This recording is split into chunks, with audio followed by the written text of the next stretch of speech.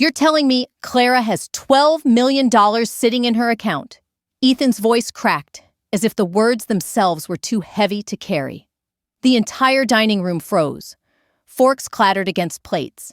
Melissa's perfectly manicured hand trembled mid-air with a glass of wine, and my mother Elaine gasped so sharply it sounded like she had been stabbed. My father.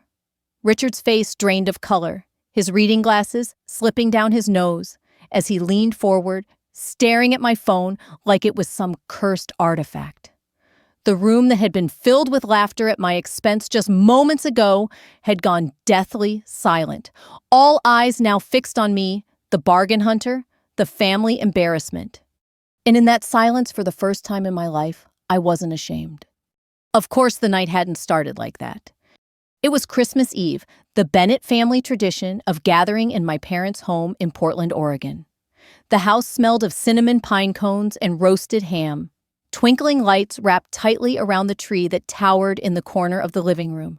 A fire crackled in the hearth warmth spreading across the room that somehow still couldn't thaw the cold judgment in my family's voices. I had barely stepped inside when Ethan's laughter cut through the air. Clara, seriously? You're still using that fossil of a phone? That thing belongs in a museum. He held up his brand new iPhone glimmering beneath the lights like a trophy. Look at this portrait mode facial recognition, the whole deal. And you're still tapping away on, what is that, 2018? The cousins chuckled. Even Melissa smirked her Cartier watch, catching the glow of the tree as she adjusted her designer sweater. She's 30 now, Ethan. She's not going to change. Bargain Hunter Bennett strikes again. That nickname spat like venom had followed me for years. The Bargain Hunter. The one who scoured thrift stores, brought coupons to restaurants, bought groceries in bulk. The one who wore last year's shoes until the soles peeled. My siblings had always treated it like a family joke, a running gag they never grew tired of. I smiled faintly, slipping my old phone back into my purse. It still makes calls and sends texts. That's all I need. Melissa rolled her eyes dramatically. Clara, you're 30 years old and you dress like you're raiding Grandma's attic. Don't you want nice things? Nice things don't have to mean expensive things, I murmured, but nobody was listening. My mother, Elaine, busied herself adjusting an ornament shaped like a glass dove. Honestly, Clara, it's embarrassing sometimes. People ask about my daughters. And what do I say? Melissa works in real estate. Ethan's got his big firm job, and then there's you, still clipping coupons and working those little part-time jobs. My father, Richard, didn't miss his cue. He leaned back in his leather recliner, whiskey swirling in his glass. We raised you better than this, sweetheart. There's a difference between being smart with money and whatever you're doing. You act like it's the Great Depression. Their voices were familiar, like the chorus of a song I'd heard 1,000 times. Only now the words no longer cut the way they once did. I let my eyes drift across the room. The gleam of polished wood floors, the scent of pine needles mixing with Elaine's perfume, the soft clink of ice in glasses. Everything about the house screamed comfort, stability, and yet I knew the truth. Their credit cards were maxed out from the very gifts piled beneath the tree. Their vacations and new cars came at the cost of looming debt. Their confidence was just as performative as their smiles. I remembered the countless nights in my tiny studio apartment, the heater rattling as I huddled over my laptop coding until dawn. Every dollar I saved by skipping dinners out or buying secondhand wasn't a mark of shame. It was fuel. It was investment. It was the foundation of something bigger than any of them could imagine. But in that moment, all they saw was the girl with the fossil phone. Remember that time she brought her own tea bags to the restaurant? Ethan laughed, elbowing his girlfriend Sophie. The waiter looked like he'd seen a ghost. The room erupted in laughter. Melissa practically doubled over her blonde hair, cascading perfectly over her shoulders. My mother's sigh was heavy, my father's chuckle, cruel, and Sophie chimed in with a giggle that twisted like a knife. I sat quietly, my hands resting in my lap. The laughter washed over me like waves against stone. I had learned how to weather it to let it pass. Inside, my chest tightened, not with shame, but with the steady resolve of someone who knew a secret too powerful to be shaken by ridicule. "You really should consider upgrading," Melissa sneered. "I mean, it's embarrassing. For all of us." I tilted my head, studying her. Her watch glimmered, her nails immaculate, her voice dripping with condescension. And yet, I knew her credit card bills were overdue. I knew her lavish lifestyle was a house of cards. "It works for me," I said softly. Richard groaned. "That's your problem, Clara. You're too content with scraps. You've got a computer science degree, for heaven's sake. You could be at a tech company making six figures. Instead, you're wasting your potential. Part-time at a bookstore." "Really?" Ethan smirked. "She probably thinks she's making a difference." The laughter again. I closed my eyes, briefly steadying myself. What they didn't know was that I was making a difference in ways they couldn't possibly fathom. My app, Pennywise, was quietly transforming lives around the world, teaching millions how to manage money with discipline. While my family mocked me for being cheap, I was helping strangers build wealth. And I was building my own. That night, as I sat at the table, their laughter ringing in my ears, I knew something none of them did. Their mockery was about to come crashing down. The phone they ridiculed, the one they called a fossil, was the same device that carried proof of my $12 million secret. And soon they were going to see it. After dinner, when the table was cleared of wine-stained napkins and the remains of roasted ham, my family migrated back to the living room. Wrapping paper crinkled underfoot, the twinkle of lights reflecting in their glasses of champagne. They settled into their familiar rhythm, Melissa arranging herself gracefully on the couch like it was a photo shoot. Ethan scrolling through his tablet, Richard and Elaine debating whether to watch a Christmas classic or the evening news. I stayed quiet in the corner, sipping water from the bottle I had brought from home. Elaine raised her eyebrows at it, of course. "Honestly, Clara, we have sparkling water. You don't need to carry that everywhere." I smiled politely. "This is fine." Melissa rolled her eyes. "Of course it is." The truth was, I had spent so many years being the punchline that I knew exactly how the night would unfold. More mockery, more comparisons, more of them measuring my worth against their credit cards and luxury labels. What none of them realized was that every snide remark had been fuel. Every insult sharpened my focus. While they poured their paychecks into vacations and status symbols, I poured my savings into books, courses, and endless hours of work on my laptop. I still remember the nights in my tiny studio, the sound of traffic bleeding through thin walls, the radiator rattling as if it were gasping for air. I would wrap myself in a blanket, sit cross-legged on the squeaky secondhand futon, and dive into code until my vision blurred. While Melissa was posting Instagram photos of cocktails and Ethan was bragging about his firm's holiday bonus, I was grinding quietly, methodically, deliberately. And from that grind came Pennywise. It started as an idea, a simple budgeting app for people like me, those who didn't want to be trapped in the cycle of debt and paycheck-to-paycheck living. I didn't expect it to explode. I didn't expect it to catch the eye of financial bloggers, then mainstream news outlets, then celebrities. But it did.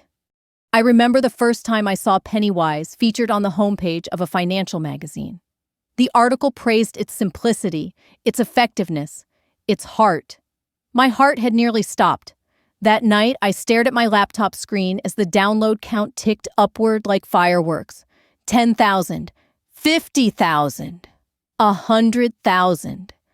By the time I reached my 29th birthday, Pennywise wasn't just an app. It was an empire. Millions of downloads. A subscription model. Passive income streaming in like a river I couldn't dam if I tried. And yet I never told my family. Why? Because I knew them. I knew exactly what would happen. I'd watched them treat me as an embarrassment for years. If I had told them earlier, their scorn would have instantly turned into greed. Their judgment would have twisted into entitlement, and I wasn't ready to give them that power. So I kept my life divided. To them, I was still Clara the bargain hunter, Clara who brought her own tea bags, Clara who dressed like grandma. But in my other world, I was Clara Bennett, CEO of Pennywise, a woman with an account balance that made bankers lean forward with eager smiles. That night in my parents' living room, I pulled my old phone from my bag while Melissa loudly recounted her trip to Italy. Ethan's girlfriend, Sophie, gasped at the photos, her laughter light and careless. I unlocked my screen, discreetly checking the notifications from Pennywise. The numbers rolled in beautiful and steady. Earnings, transfers, my investment portfolio creeping upward. I set the phone down on the kitchen counter to charge its cracked screen dimming as I rejoined the living room. That's when Ethan excused himself to use the bathroom. Minutes later, I heard his voice from the kitchen. Not mocking, not smug, but hollow, shaken. "Clara, can you come here a second?" I froze, my stomach tightening. He had my phone. He must have seen it. The moment I stepped into the kitchen, I saw his face. Pale, confused. His hands trembled as he held up my phone. This isn't real, is it?" His voice cracked. "Clara, it says you have $12 million. The words seemed to echo against the walls, colliding with the faint jingle of Christmas music drifting from the living room. 12 million, Melissa's voice cut in as she appeared in the doorway, suspicion painted across her face. Ethan swallowed hard, eyes locked on me. "Clara, tell me this is some kind of mistake."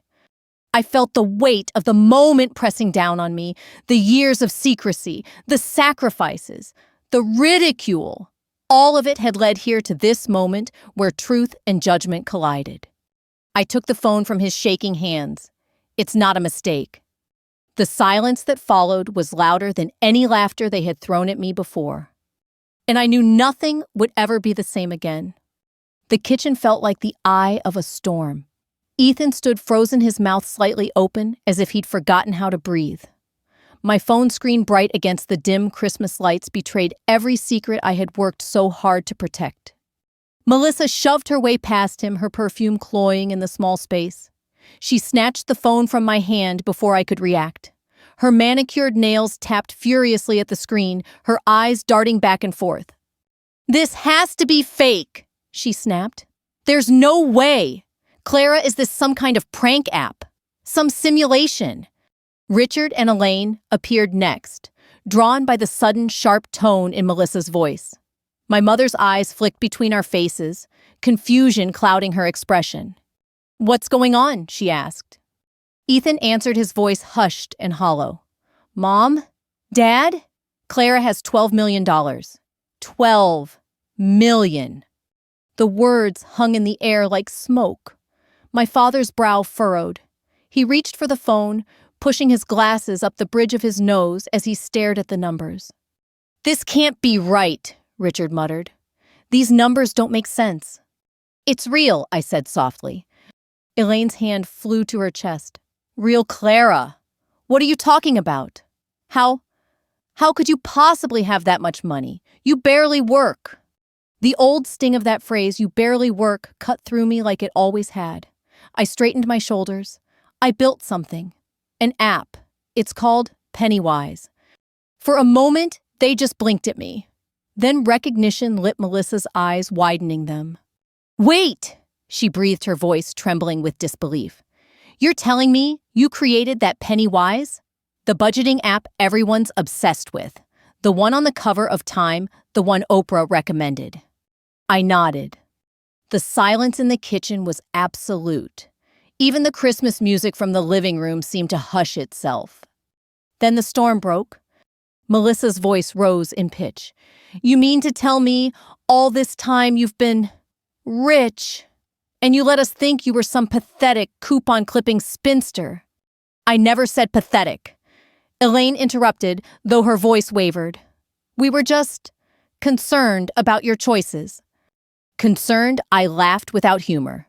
"You mocked me at every turn, every gathering, every holiday.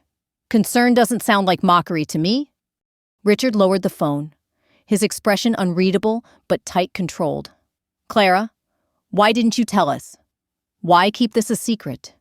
I met his gaze, because I knew exactly how you'd react. Melissa bristled.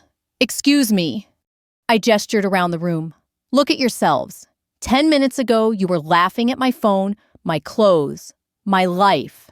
And now, suddenly, I'm interesting. Suddenly, I'm valuable. Not because of who I am, but because of what I have. The truth of my words lingered heavy and undeniable. Then, like clockwork, the requests began. Ethan's voice was almost pleading. Clara, listen. I've been working on a startup idea, a platform for sports enthusiasts. All I need is some seed money to get it off the ground. 2, maybe 3 million. With your backing, it could really take off. Melissa jumped in immediately. And I've been looking at condos downtown. There's one for 1.5 million. It would be perfect. You could help me. It's nothing for you now. Elaine added quickly, her tone dripping with false sweetness. Clara, sweetheart, your father and we've been worrying about retirement. You know how expensive everything's gotten. If you could just help us set up a proper nest egg. Each voice layered on top of the other. Please. Justifications. Demands dressed up as opportunities. My phone passed from hand to hand like a relic, each of them clutching it as if it would grant them access to the life they thought they deserved. I stood in the center of it, all strangely calm.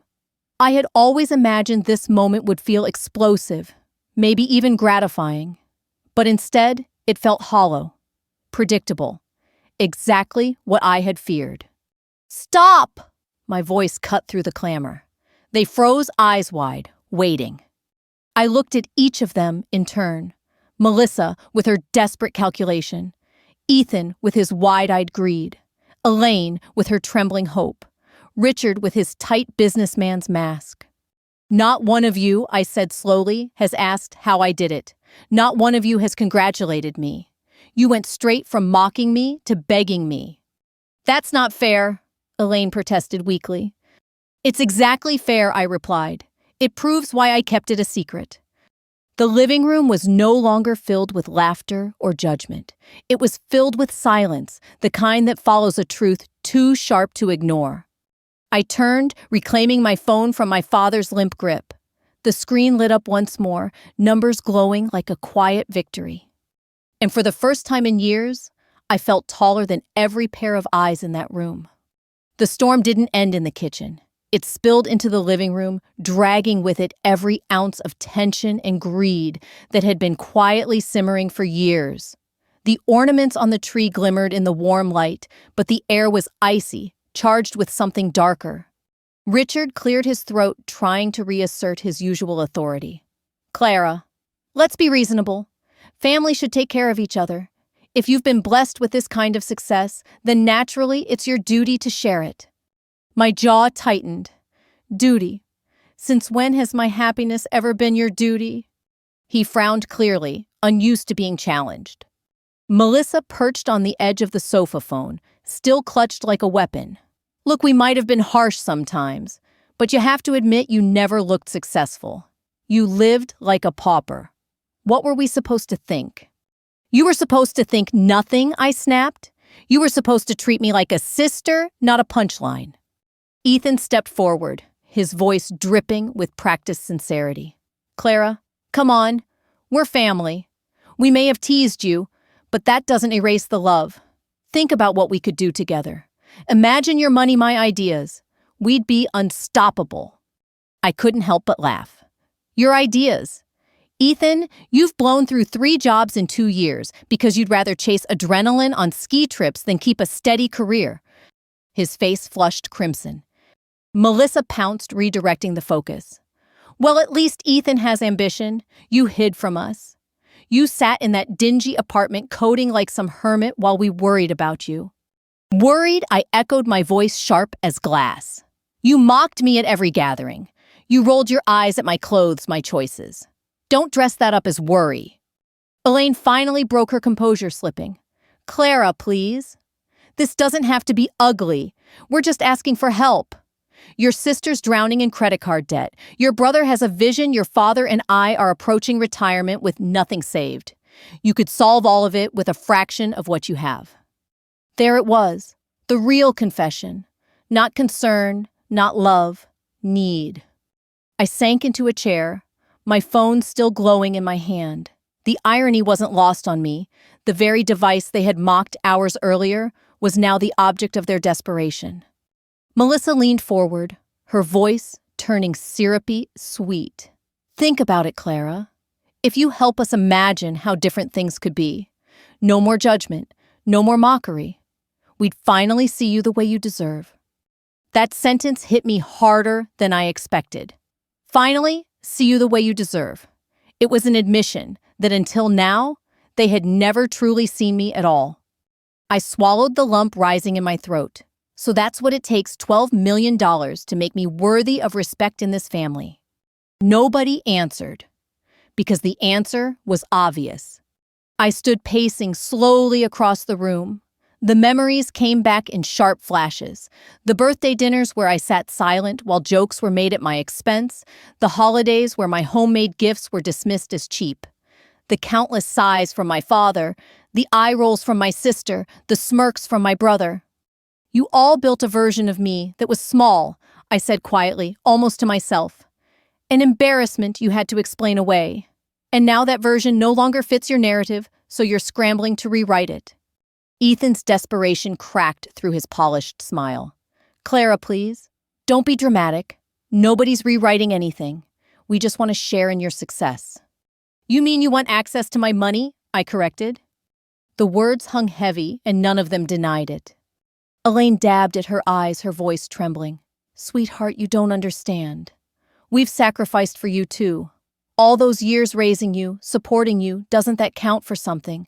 Don't we deserve a little comfort in return? I froze. Deserve. The entitlement in that single word sliced through whatever thread of patience I had left. You raised me because you chose to. I said, my voice low, steady. And then you spent the last decade reminding me I was never enough. That wasn't sacrifice. That was cruelty wrapped in obligation. The room fell still. Even Melissa, always ready with a retort, looked rattled. I walked back toward the kitchen, pausing at the doorway. Here's the truth, I don't owe you anything. Not a condo. Not a startup fund. Not retirement security. Every dollar in my account is there because I earned it. Alone, while you laughed. Melissa's mouth twisted. You'll regret this. Money doesn't last forever, Clara, but family does. I turned, meeting her gaze head on. Family doesn't tear you down and then beg for scraps. Family doesn't only love you when you're useful. If this is family, then I've been an orphan my whole life. For the first time all night, the room was silent because of shame, not shock. I slipped my phone back into my thrift store purse, the same purse they had once mocked, and felt a strange, powerful peace settle over me. This was no longer about defending my choices, it was about reclaiming my worth. I thought the evening couldn't possibly spiral further, but I underestimated the Bennett family talent for drama. Word must have traveled faster than wildfire, because within an hour, my parents' house was overflowing. Aunts, uncles, cousins, relatives I hadn't seen in months, even years, suddenly appeared in their Christmas sweaters and perfume clouds, pretending this was just a casual holiday drop-in. But the timing was too perfect. They'd heard. And now they wanted in. Uncle Robert was the first to pounce. He clasped my shoulder with a familiarity he'd never shown before. Clara, kiddo, I always knew you had potential. You know I've been working on this renewable energy investment. It's a sure thing. With a little seed capital, say $500,000, we could both make a killing. I almost laughed in his face. This was the same man who once told me at Thanksgiving that my coupon clipping was a phase I'd grow out of if I ever got serious about life. Cousin Patricia followed close behind, her voice dripping with false affection. Clara, darling, I always admired your unique style. So authentic. Speaking of which, I've been running this online boutique. It just needs a small cash injection to really take off. Imagine what we could do together. Her words replayed in my head against the memory of her snide remark at the last family reunion. Did you forget?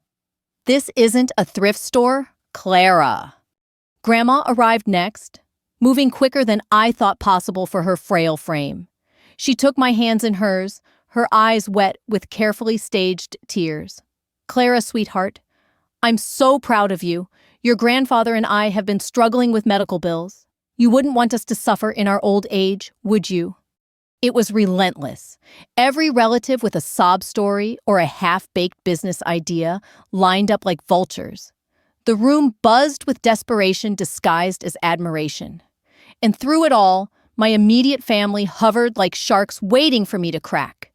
Finally, I raised my voice above the din. "Enough!" The chatter died instantly.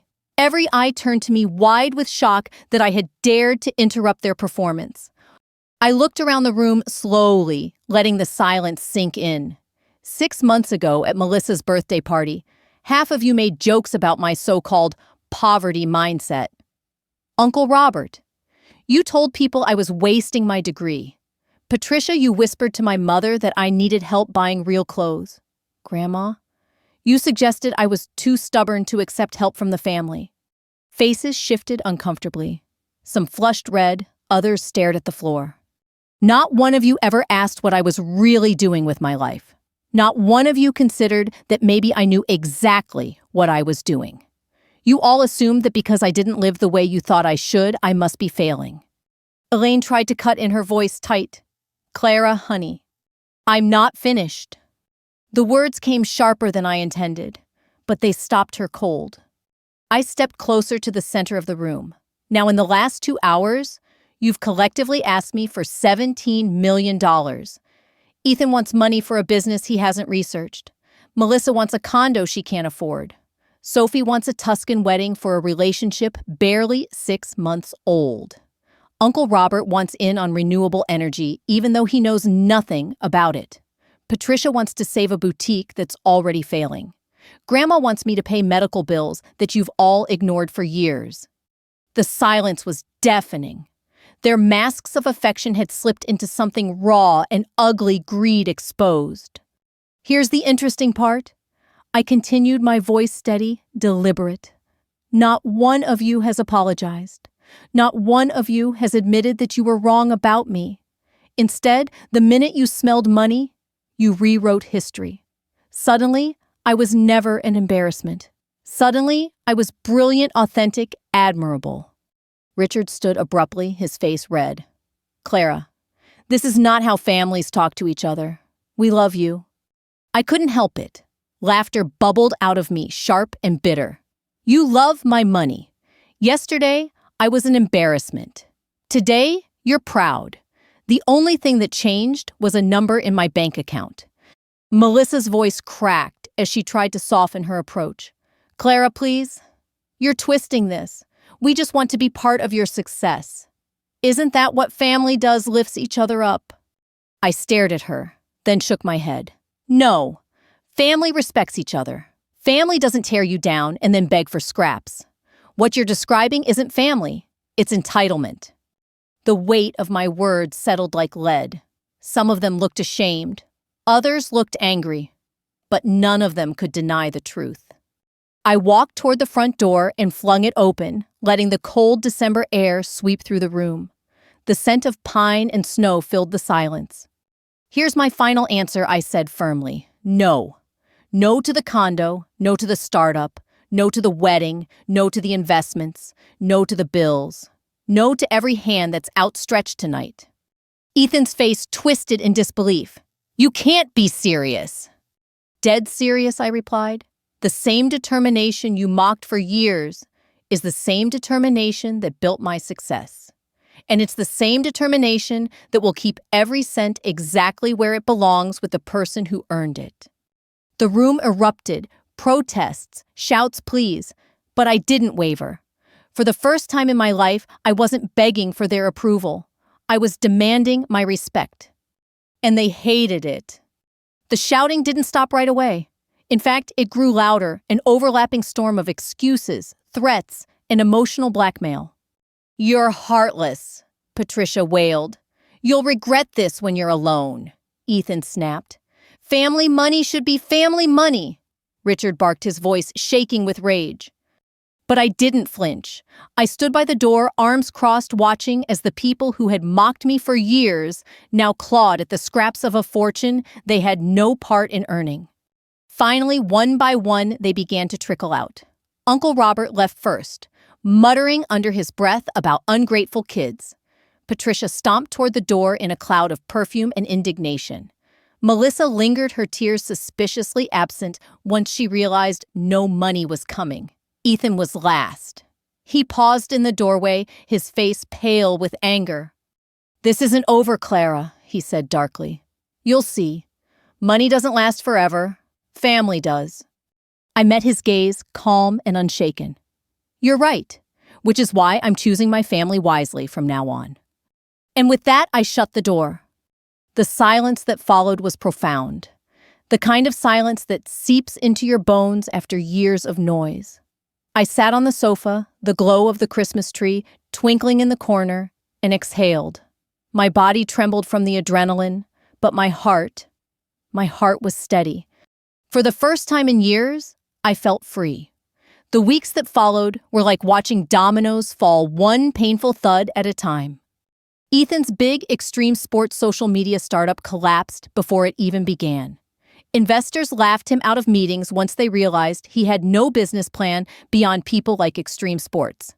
Without the bailout he expected from me, he burned through his savings trying to keep the dream alive.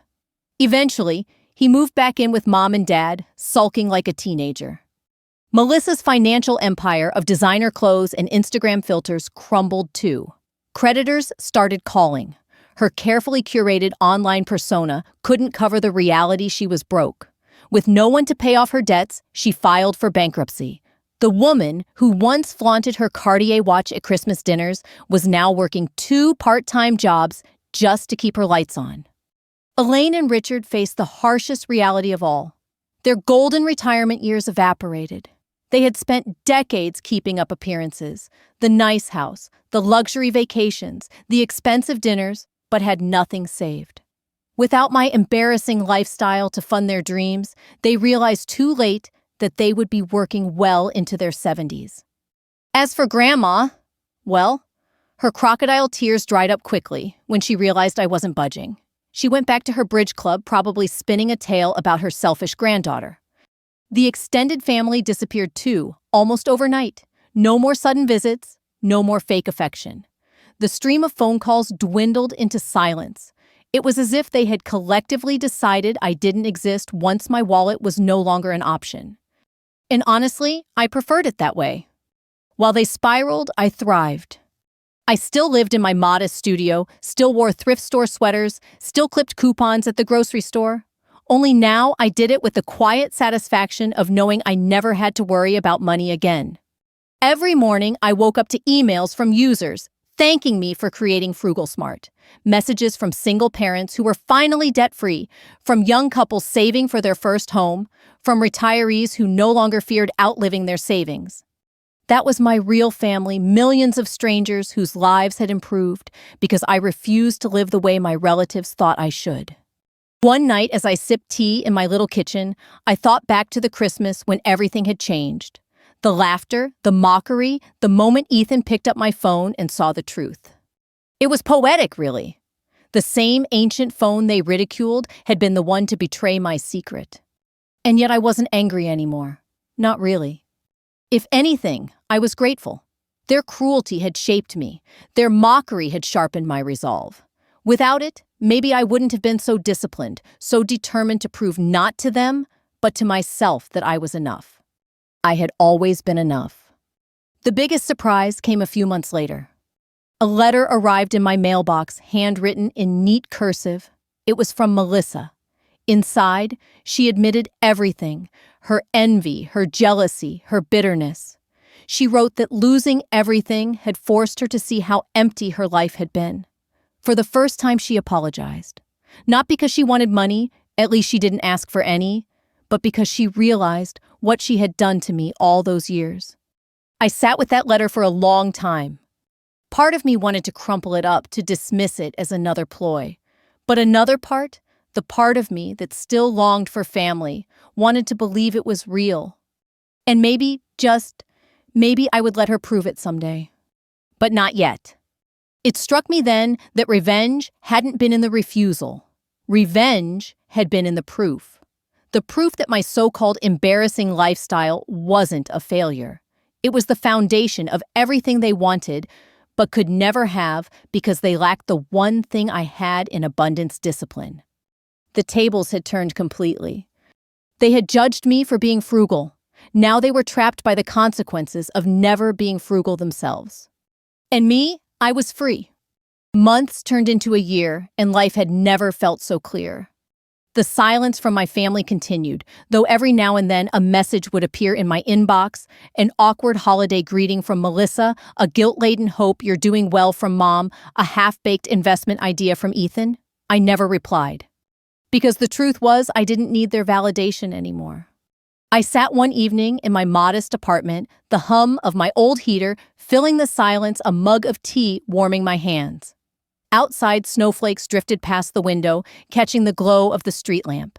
The same old couch, the same thrift store curtains, the same embarrassing life I'd always lived, only now I saw it for what it truly was: freedom. Freedom from debt, freedom from desperation, freedom from being defined by people who never really saw me. I thought about how different things could have been if I had told them years earlier. Maybe they would have treated me better. Or maybe they would have bled me dry piece by piece until nothing was left. No, I had chosen the right path. Their mockery had been my fuel. Their dismissal had been my fire. Every sneer, every judgment, every whispered comment at family gatherings had sharpened my determination. They had built me even as they tried to break me. And when the truth came out, it wasn't revenge I felt. It was peace. In the quiet that followed their absence, something beautiful took root. I began mentoring young women who wanted to learn about financial literacy, teaching them how to save, how to invest, how to believe in themselves when no one else did. I met people who reminded me of myself, sitting at kitchen tables with old laptops, trying to build something better out of nothing. And when they looked at me, wide-eyed, asking if it was really possible, I told them the truth. Yes, it's possible. I know because I lived it. That was the family I wanted: people who believed in growth and discipline, in lifting one another up instead of tearing each other down. And in that choice, I found something wealth could never buy: belonging. The next Christmas, I spent the holiday differently. No expensive tree, no room full of people mocking my choices, no pressure to perform. Just me, a few close friends I had chosen as my family, a small meal, and laughter that came from a place of love. I still used my old phone, not because I couldn't afford the latest, but because I liked the reminder that simplicity had given me strength, that discipline had given me freedom. That, being the bargain hunter, had been the greatest gift of all. So when people ask me if I ever regret not sharing my success with my family, my answer is simple. I didn't withhold anything from them. I offered them the chance to see me, to know me, to respect me long before the money. They refused. And that was their loss. The money didn't change who I was. It only revealed who they were. I want you, the listener, to take something with you from my story. Don't let anyone shame you for living differently. Don't let their laughter drown out your purpose. The path you're on might look strange to them, but if it's true to you, if it builds something solid, keep walking it. Because one day, the same people who mocked you may come to realize you were never behind. You were ahead all along. And when that day comes, you'll know what I know. Now, the real wealth isn't in the millions. It's in the freedom to choose the life you want, no matter what anyone else thinks. So keep going, keep believing, keep building. And if you found something in my story that resonated with you, share it. Leave a comment. Subscribe for more stories like this one. Because maybe, just maybe, the next story could be yours.